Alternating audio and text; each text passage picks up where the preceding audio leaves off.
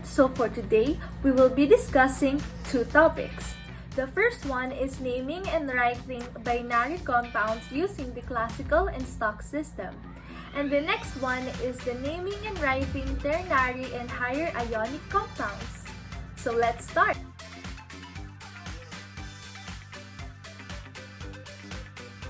So for metals with multiple charges and a non-metal, we have two ways of naming compounds.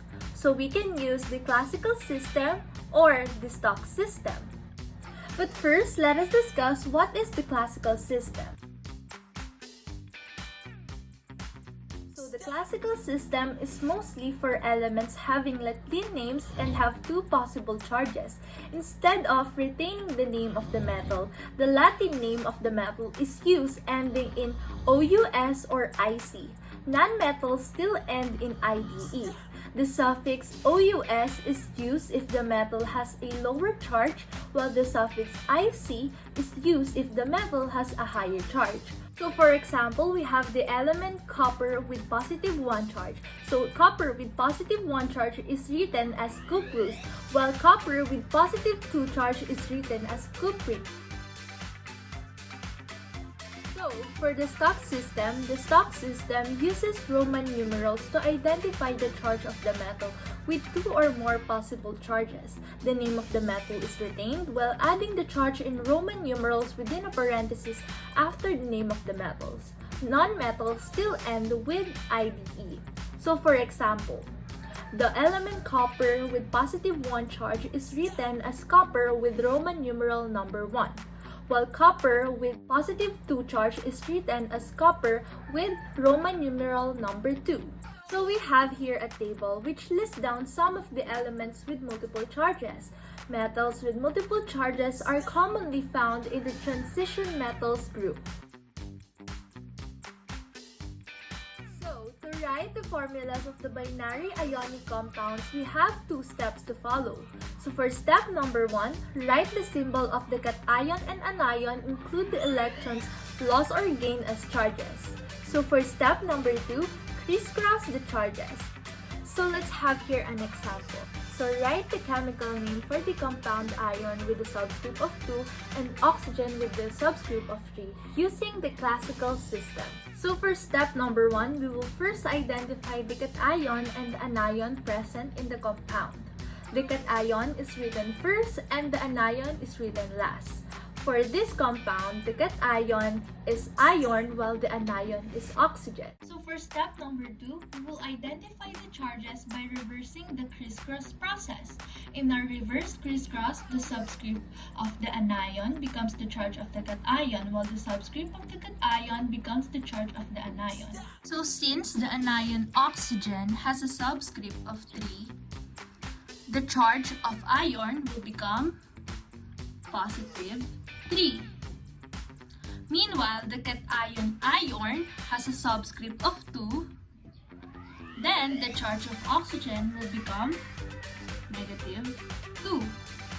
So after we do the reversing crisscross process, now we will name the ions accordingly, then properly name the compound.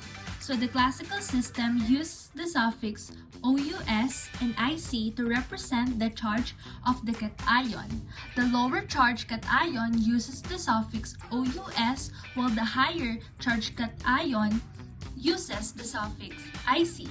Hence, iron with positive 3 charge is ferric ion. Meanwhile, the oxygen with the negative 2 charge is called the oxide ion. Therefore, the chemical name of this compound is called ferric oxide. So let's have another example. Write the chemical name for the compound using the stock system. So for step number 1, identify the cation and anion present in the compound.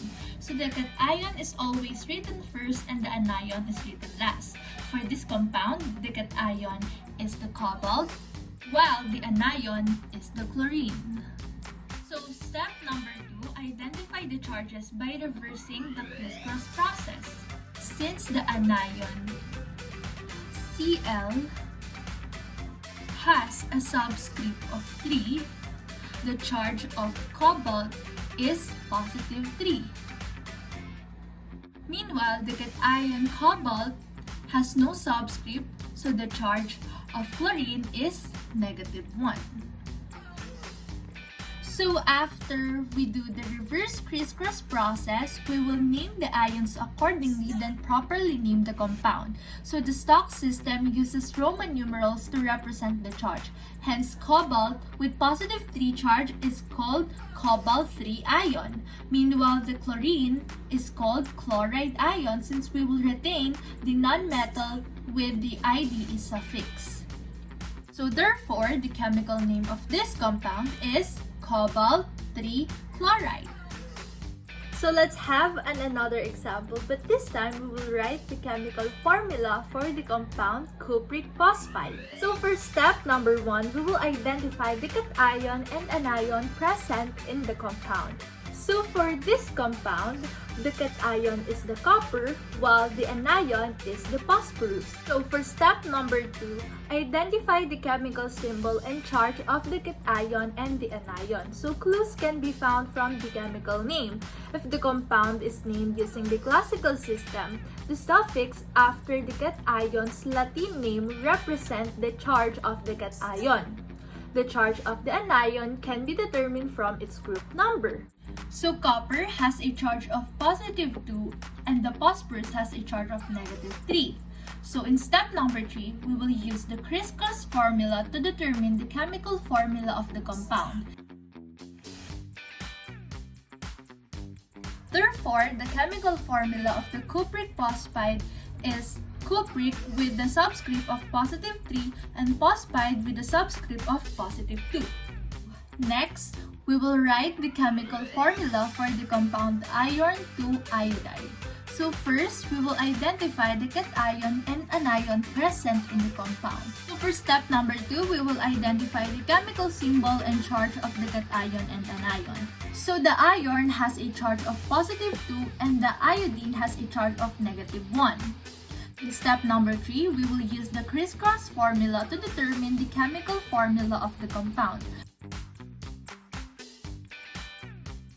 Therefore, the chemical formula of the iron 2 iodide is this.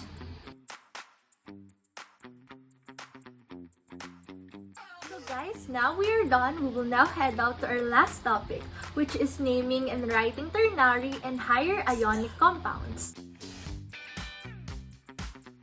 A ternary ionic compound consists of 2 or more elements in a compound.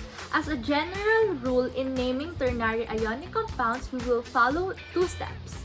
So for step number 1, we will name the metal or the polyatomic cation. So a polyatomic cation is a group containing 2 or more elements with a positive charge.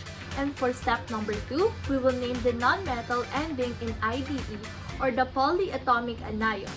A polyatomic anion is a group containing 2 or more elements with a negative charge. So for ternary ionic compounds composed of a metal and an oxyanion, we will follow 2 steps. First step is retain the name of the metal. Use the classical method or stock system method if the metal has a multiple charges. And for step number 2, we will name the oxyanion.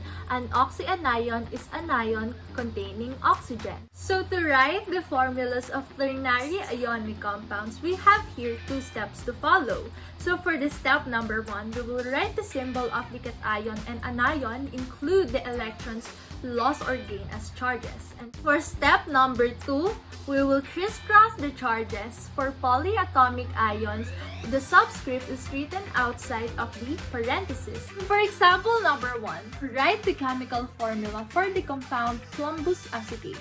So for step number 1, we will identify the cation and anion present in the compound.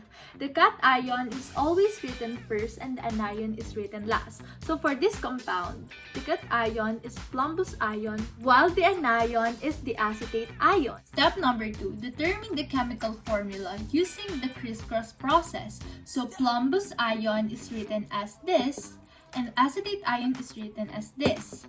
So we will use the crisscross formula.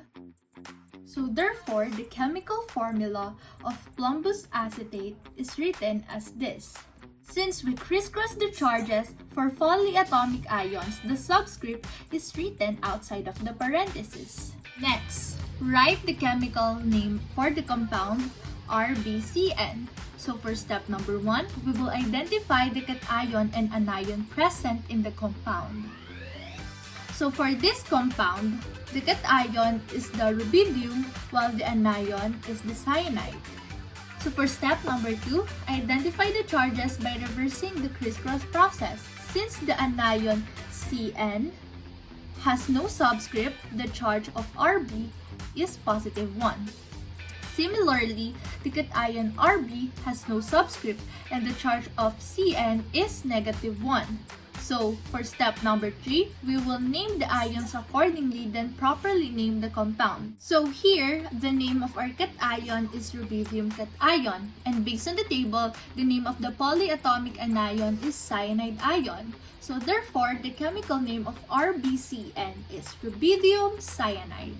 So for our last example for today, write the chemical name for the compound.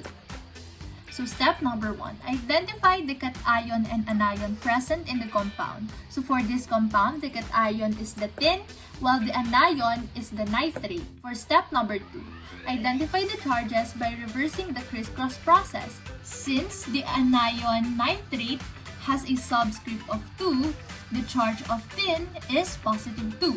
Meanwhile, the cation tin has no subscript and the charge of nitrate is negative 1. So for step number 3, we will name the ions accordingly, then properly name the compound. The name of the cation is tin 2 cation or stannous cation. And based on the table, the name of our polyatomic anion is nitrate ion. Therefore, the chemical name of this compound is stannic nitrate or tin 2 nitrate.